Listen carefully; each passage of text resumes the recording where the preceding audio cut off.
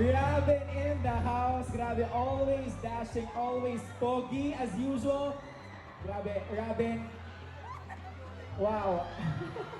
Guys, show some love for the Robin Angeles.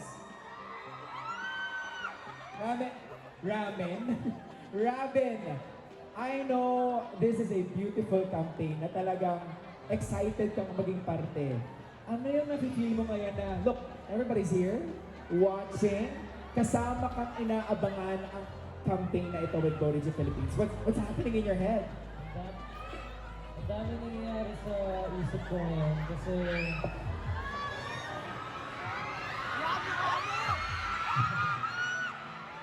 ayun, parang kailan lang lagi lang sumasama sa Botigi guesting si Sir Dre. Tapos pinagpipilitan ko lang yung sarili ko doon, Sir Dre, sama mo ako dyan kahit walang bayad, ganyan-ganyan. Kasi wala lang, gusto ko lang may gawin. Lagi ako walang ginagawa before. Tapos ngayon, ang saya-saya ko lang na ako na po yung pinupuntahan niya dito sa Botigi. Pero, Robin, di ba, nakita mo yung standee mo doon, where is it? This, Robin, kita mo itong standee mo? Halika, silipin natin. Ito, guys, may magmamakawakan, may magsiselos. Ito na, Robin, this is you, man. The official standee of Botigi X Robin. Natuwa ko. Diba? Parang, aminin mo dati pag napunta ka ng mga malls or kung saan man, nakakita ka lang ng ganito. But now, ikaw na yung tinitingnan and it's you. How does it feel? Doon isang araw parang nag-mall kami, may binili lang kami ni kuya ko. Tapos napadaan ako sa Botigi. Tapos bigla nakita ko yung sarili ko, nagulat pa din ako. Parang hindi ko pa rin matanggap na nandyan na ako. Diba? Wow, what a plot twist para sa buhay mo. Kaya naman, Robin, upo mo na doon together with Direct and Sir Dre. Wow. I mean, guys, please do stick around kasi marami pa tayong sorpresa sa inyong live performances right here at SM City, Manila. Pero bago yun, let's start with the press con, shall we? Meet the conference. Alright. Ayan, may mga konting katanungan lamang kami because we're curious. I mean, everybody's curious. Why is this campaign happening right now? Anong meron, di ba? Kaya naman, we have our media friends over, scattered around and our content creators. If meron po kayong katanungan, just please do raise your hand. At samahan niyo ako doon sa entablado para tanungin at malaman pa yung mga details about this amazing campaign. Pero, eto na. Direk, I wanna start with you. The Superman of concerts. Yun, gusto ko yung maging moniker, at least for me. So, Direk Paul, what was the core concept po ba? Or story that you wanted to tell sa masa through Robin Loves Ramen campaign? Well, first of all, we'd like to thank you, Robin, for accepting this endorsement. So, maraming salamat, Robin, for accepting this. Thank you for being the face of Botigi now. So, gaya nga sabi namin, sa dami-dami ng artist na pwedeng tumarap at the face of Botigi, isa lang yung napili namin ngayon na maging endorser ng Botigi kasi matagal na ang Botigi. We've been here for almost 10 years, no? Almost 10 years. And wala pa kami ginagamit na endorser kahit kailan. This is the first time na gumamit tayo ng endorser. And wala na iba kung hindi si Robin. Most deserving. Yes! I mean, guys, imagine after 10 years direct, diba? Ngayon lang. Sabi nyo, na nagkaroon ng endorser ang Botigi. So, ibig sabihin, ganun kalaki yung tiwala ng brand natin, right, Sir Dre, para ibigay ito none other than Robin Angeles. Thank you so much, Direk.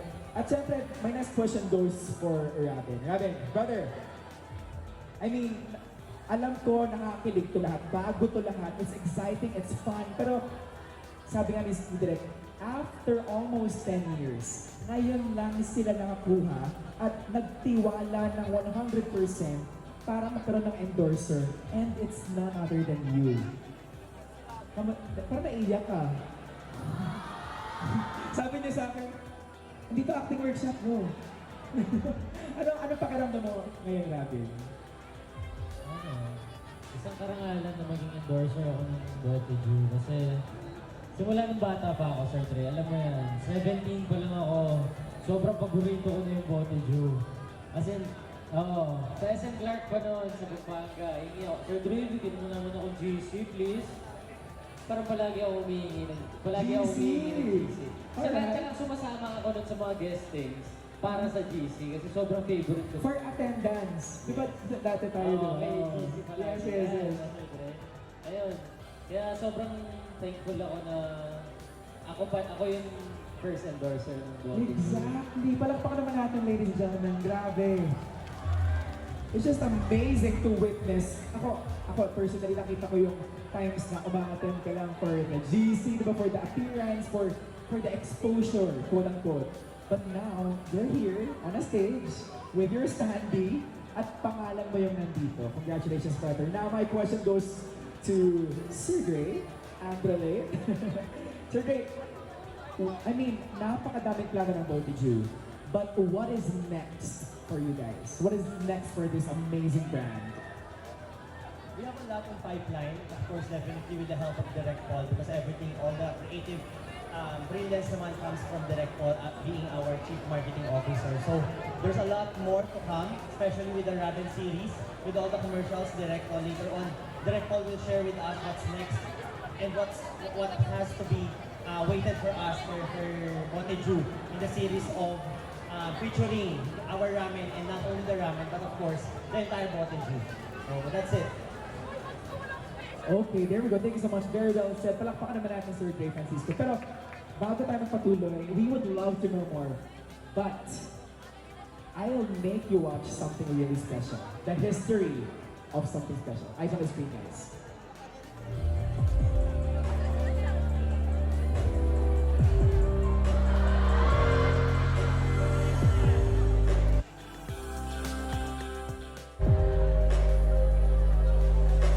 Kasi wala sa sa'yo magpasulat. Umabot sa pangitan ng mga mensahe. Kinilag ako. Ay na, pero magandang umaga. Huwag ka masyadong magpupuyat pa. There we go. Palakpakan naman natin. The humble beginnings of Raven's interaction with Bote Jew. Alam mo ito yung kanta? Nagsimula sa simple na pasulit-sulit humihingi ng GC. Yes. Diba? To share, December 13 of 2022 marks the debut of Raven in Bote Jew. Yung Wow. pinilit talaga namin na masama si Raven. Pinilit pa yun, ha? Oo, pero nakakat. Imagine the crowd at that time. And Yeah. Raven was still a nobody, if we may say at that time. Yeah. But look at Raven now, imagine. Up to that floor. How many floors do we have here, diba? Five, I guess. Hanggang dun sa dulo. Thank you so much.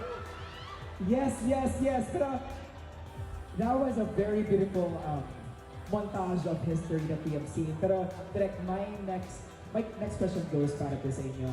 Now, what's one behind the scenes moment na hindi mo makakalimutan? Oo, madami. Madami yan, di ba? Madami yan. First, on top of your head. Well, first of all, during that time kasi when we were shooting the commercial, nag-rehearse na rin kami for the show, di ba? Sa National Section E, sa NFT. So, si Robin, when he was doing the shots, hindi lang isang take yun, yung ginawa namin pagkain ng ramen. Okay. Maraming take yun. But surprisingly, kasi maraming mga artist na kumakain ng ramen, hindi nila inuubos. Si Robin, inubos niya yung ramen. Siguro mga nakain lang. Pangitain. Tatlo apat sa set yun. So, not to preempt, but we will have to launch again another set of campaigns. So this one is just the first TVC. Abangan niyo pa yung susunod na TVC very soon. So watch out for the announcement. We'll announce that very soon. You have the biggest plans for Raven, correct, Paul? Definitely. Right. Pero same question goes to you. The Raven Angeles. Ano yung isang behind the scene moment, BTS moment na hindi mo makakalimutan? Hindi ko talaga kakalimutan yung kumain ako ng 16 na ramen. Ilan? 16. Binilang ko yun eh. Ubos lahat? Paubos. Kasi ano, ganito yan, parang So, magti-take, kumakain. Siyempre, ayokong nasasayang eh. Kasi ang sarap naman talaga. Okay. Nakakainin mo siya, hindi mo sasayangin. Oo. So, habang nagti-take kami, tinatry kong ubusin kasi nangihina ako, tapos ang sarap.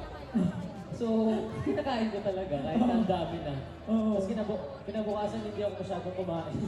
Kasi sobrang busog ka na the whole day. From 5 a.m. until 7 p.m. kumakain ako ng ramen.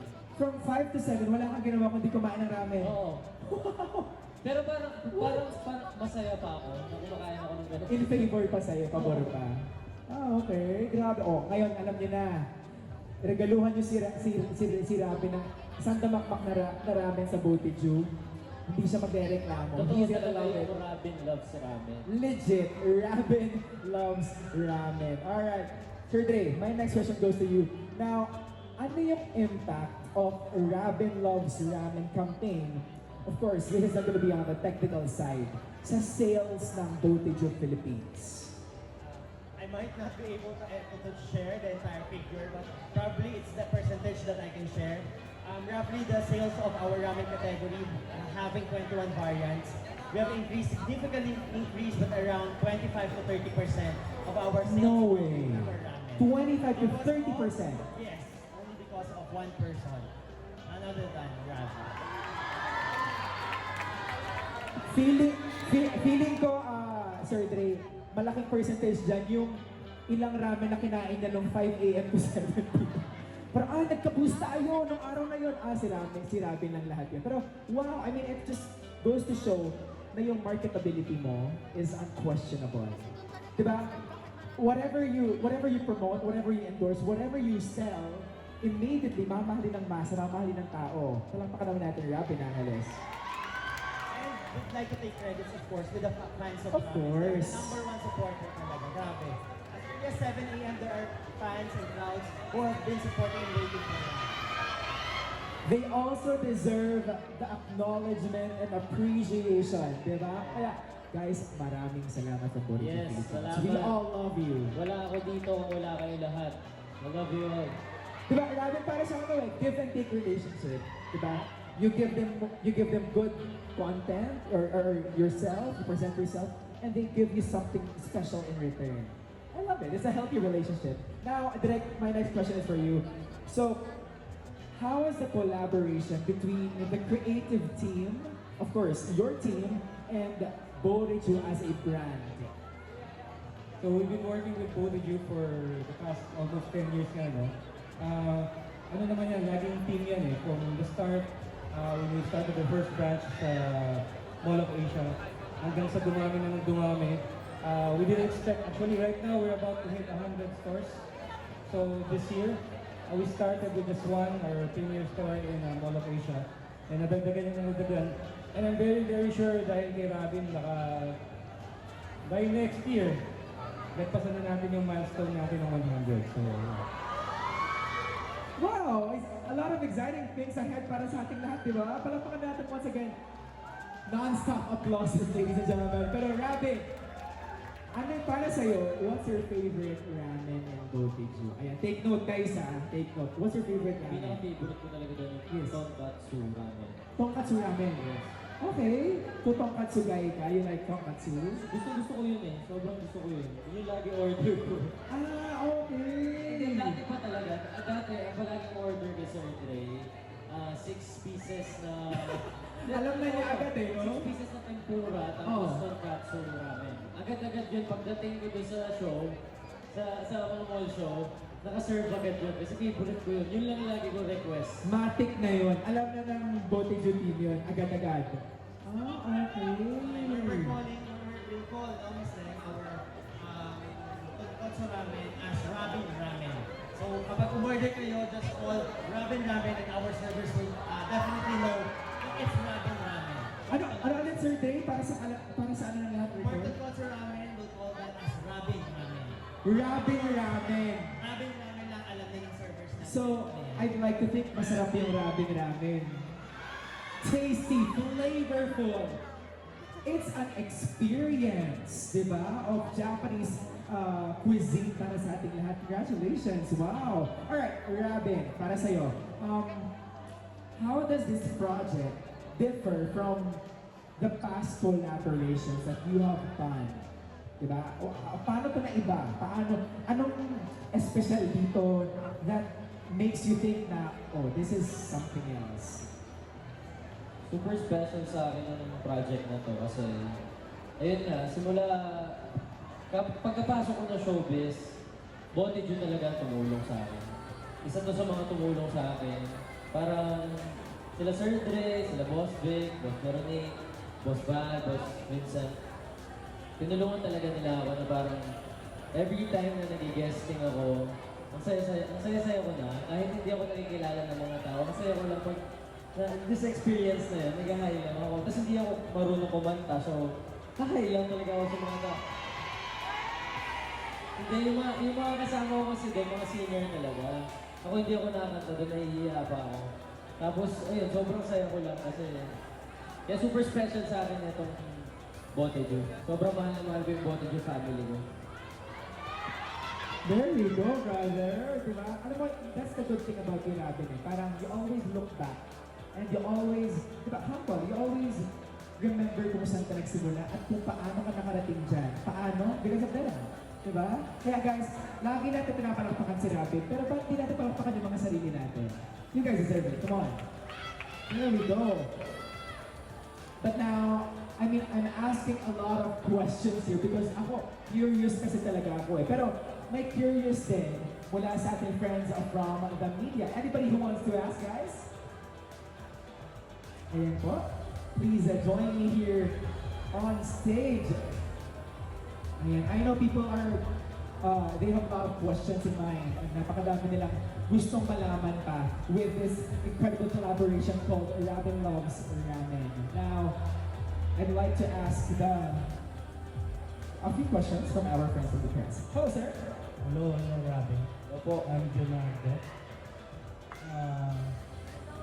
Robin, pinangarap ko ba itong nangyayari sa inyo? Opo. Simula bata po ako, ito po talaga yung pangarap ko. Tapos, hindi ko po maisip pa rin na may stante na tayo sa mga Bote Ju, ganyan. May billboards. Series. Opo, ang daming, may mga series na ginagawa. Hindi pa rin po, kumbaga, wala pa rin po sa isip ko na nandito na tayo.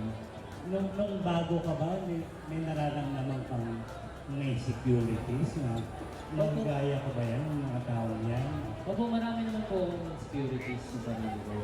Parang, sabi ko lang po, mag-aaral ako na mag-aaral sa pag-aarte ko hanggang sa may mapalabo ako. Hindi ko po susukuhan yung pangarap ko. Ngayon yung pangarap ko pa rin po siya, malayo pa po ako. Di ba? Safe lang. Ano ka ba? Gusto mo na intriga? Ito na, tama na. There we go. Maraming salamat, sir. Kalima! Baka mahulog! Oh! Alright guys, one more person from our media friends. Hi Robin, I'm Janice from Bulldog. My question is, since love din kayo ni Angela, di ba? At maraming kinikilig sa inyo. So I'm just wondering kung bakit hindi kayo magkasama as endorser, hindi ba kayo package deal, and how do you feel na nagkahiwalay kayo this time? Malay po natin someday magkasama namin. Kayo also hope na magkasama kayo ni Angela? Opo, sana. Sa mga projects po natin, yung paparating sana. So hindi kayo package deal talaga? Pwede naman po kunin na solo-solo. And then, syempre, one question na lang. Ang daming nagtatanong kung napatikim mo na ba si Angela ng ramen ng Bote Ju. At kung hindi pa, ano ang gusto mong flavor ng ramen na ipatikim sa kanya? Kanina po pagdating namin, sabi ko, Sir Dre, pingin naman si Angela ng ramen. Papatikin ko sa kanya. Ngayon, nasa backstage po siya ngayon kumakain. Saan niya? Magkasama sila. Ayun po. Alright, thank you so much po. Kumakain si Angela ng ramen. Nagustuhan daw niya? Gusto niya. Gusto ka niya? Gusto niya ako? Like for part 2. Alright, Sir Erwin Nagawa, I know you have a question for that. Yes, mapanood na mga Sophie. Ulit yung mga to. Eh, Robin. Okay. So, syempre, role mo sa Mutya, book 1 is Japanese. Tingin mo ba naging sign na to? Na mag-endorse ka na sa mga Japanese restaurant? Parang, In a way. nakatulong po talaga yung ako. Nakatulong po. Yung sa mundya po talaga yun. Na Japanese ako doon. Parang gusto nga po ni Sir Dre kung red hair pa yung ano ko eh. Kaso, nagpa-black na po ako for Dre Palma. And speaking of Drake Palang, congratulations. Ang ganda ng first F, ha? Bravo! As in, kilig, di ba? Abangan nyo every Friday saan? Di ba wala lang, ha? Okay. Thank you, Robin. Thank you, Direct Ball. Direct Ball, syempre, nakawork mo na yung mga superstars ng Diva, Sarah, Nadine. And syempre, na-witness mo rin yung growth nila to superstardom. So, anong naging common denominator ng mga stars na yun kay Robin? Nakita mo yung na-witness mo yung superstardom path nila. Siguro yung mahirap siyang hanapin, that is the X factor. Yes! Hindi kayo paniwala, di ba, Direk? Pero yun na, X factor. And last question, sure? Kamusta pa yung pagka-work ni Robin sa OST, sa mga previous concerts, and dito sa commercial? Konting kwento po. Well, sinabi ako surprised kasi napakagaling mag-perform ng batang ito. So, when we were doing the production number during the concert, tinodo na hindi lang 100%, hindi 110% yung effort na binibigay. So, abangan nyo, kasi hopefully, siguro, sabi niya, hindi siya magaling kumanta, pero naniniwala ako ito, magaling kumanta. Singer-performer to, so tingnan natin, baka magawa natin sa sariling album. Si Direk nang bahala sa akin. Isang karangalan ng mga trabaho si Direk Paul. Maraming salamat, Direk. Abangan nyo kami, magkaka-work ulit kami sa 20, di ba, Direk? Punta kayo, ha? Sa New Frontier. Ano kayo? Okay. Punta na tayo doon. They will be there. Thank you so much, Robin. At ayan, guys, alright, that's it. Palakpakan natin all the questions. I hope nasagot namin yun ang tama. And please do take notes. Again, Sir Dre, maraming salamat. Direct Paul, thank you so much. Robin, I will see you again later. Huwag yung maalis. Pwede pa siyang special pasama performance para sa inyo lahat. But now, I'll see you again later. Direct, thank you so much. Palakpakan natin. There we go.